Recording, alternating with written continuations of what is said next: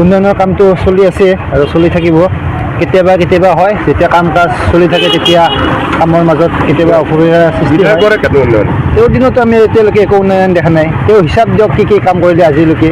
যেতিয়া মাননীয় মন্ত্ৰী ৰঞ্জিত কুমাৰ দাস ডাঙৰীয়া ইয়াতে বিধায়ক হৈ আছিলে, তেতিয়া তেওঁ প্ৰতি বছৰে এটা এটা খতিয়ান আৰম্ভ কৰিছিলে, খতিয়ান আমাৰ ৰাইজক দিছিলে। তেতিয়া আমি আগতে সেই খতিয়ান লৈ আমি গম পাইছিলোঁ যে কিমান কাম হ'ল, আজিলৈকে কিমান কাম হ'ল। কিন্তু এতিয়ালৈকে বৰ্তমানৰ বিধায়ক চিপিএমৰ বিধায়কবোৰে কি কাম কৰিলে তেওঁ এবাৰ হিচাপ দিয়ক, ৰাইজক খতিয়ান দিয়ক।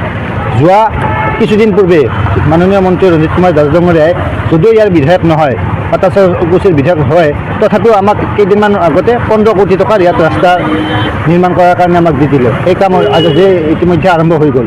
কিছুদিন পূৰ্বে আমাৰ কামাৰগাঁও সংযোগী যি ৰেলৱে অভাৰব্ৰিজ, সেই কামৰ আবণ্টন দিলে, জিৰ'। উন্নয়নৰ ভিতৰত মনোৰঞ্জন ডাঙৰীয়া জিৰ', কাৰণ আমি এতিয়ালৈকে তেওঁৰ কোনো কাম দেখা নাই।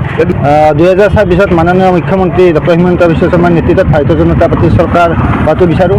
লগতে আমি সৰ্বপক্ষী হিচাপে ইয়াতে মাননীয় মন্ত্ৰী ৰঞ্জিত কুমাৰ দাস ডাঙৰীয়াক বিচাৰোঁ। তেখেতে ইয়াৰ পৰা প্ৰাৰ্থিত্ব পাব আৰু ইয়াৰ পৰা নিৰ্বাচিত হৈ মন্ত্ৰীৰ দায়িত্ব লাভ কৰিব। আৰু আছে এই দিন, এতিয়াতো মাৰ্চৰ মাহ, এপ্ৰিল মে বৰ বাৰিষা আহিব আছে। এতিয়া কি অৱস্থা হ'ব, এতিয়া যাব নোৱাৰোঁ, বাইকৰ সেই অৱস্থা। এতিয়াতো ড্ৰেইনৰ কাম কৰি আছে, কিবা পানীটো ওলাই যোৱাৰ চিষ্টেম নাই। ড্ৰেইনটো বনাইছে, কিন্তু পানীটো ক'ত যাব সেইটোতো এতিয়ালৈকে তাৰমানে চৰকাৰৰ তাৰমানে নমুনা কি কৰিছে সি মনোৰঞ্জনে কি কৰিছে? একো কৰা নাই। উন্নয়নেৰ স্থানীয় বিধায়ক মনোৰঞ্জন তালুকদাৰে খালি হেভি এমাউণ্টহে ল'ব জানে। কি যে ৰাস্তাত কৃত্ৰিম পান হৈছে এইটো সমাধানৰ কোনো ব্যৱস্থা লোৱা নাই।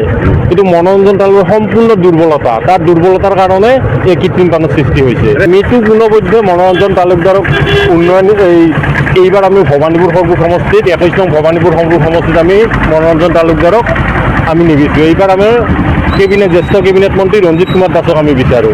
চৰকাৰ যেনে আমাৰ বিজেপি চৰকাৰ, কেন্দ্ৰতো নৰেন্দ্ৰ মোদী ডাঙৰীয়াৰ বিজেপি চৰকাৰ, অসমতো হেমন্ত বিশ্ব শৰ্মাৰ নেতৃত্বত বিজেপি চৰকাৰ। সেয়েহে আমি আমাৰ 21 নং ভবানীপুৰ সমষ্টিতো আমি বিজেপিৰ মাননীয় কেন্দ্ৰীয় জ্যেষ্ঠ মন্ত্ৰী ৰঞ্জিত কুমাৰ দাসক বিচাৰোঁ। 10 নম্বৰ ভিতৰত মইতো 0 নম্বৰ দিম।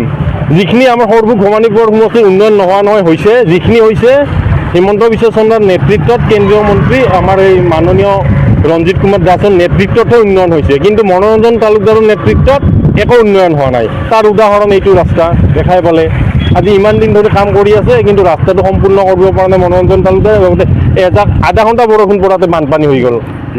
সৰ্বকৰ উন্নয়ন বুলি কিনে আৰু কি বুজি পাম, মানে এই বানপানীয়ে বুজি পাম বেছি কৰি। মানে উন্নয়ন কৰিছে মানে বিৰোধী পক্ষৰ বিধায়ক কেনেকৈ উন্নতি কৰিব, উপযুক্ত কেন্দ্ৰীয়কে বাছি ভোট দিয়া হ'ব।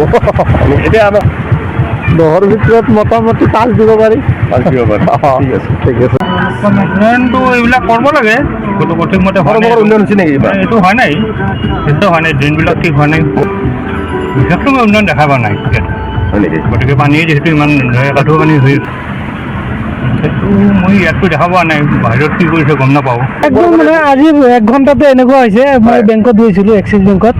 এতিয়া চাওক দ হৈ গৈছে, মানে এই যিটো নতুনকে হেৰি কৰিছে আপোনাৰ একদম দ হৈ গৈছে। তো কৈ আছে 144 কিলোমিটাৰ ৰাস্তা বনাইছে, মানে ইয়াৰ ঘৰবোৰৰ পৰা জালুকবাৰীলৈকে। আমিতো ৰাস্তা দেখা নাই।